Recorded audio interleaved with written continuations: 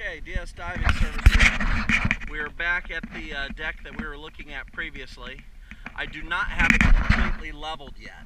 That is because I told you it was 6 pilings, and in my bid put 6 pilings that needed to go down. There is actually 8 pilings. I'm going to show you.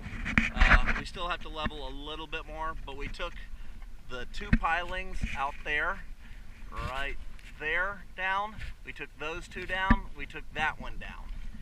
This part of the dock over here is still significantly higher than over here.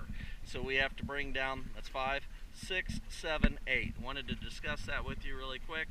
And then once we have those down, then we can get this thing leveled out completely and do the finishing touches on it. I anticipate doing that tomorrow with your permission, and then we'll get started on the walk.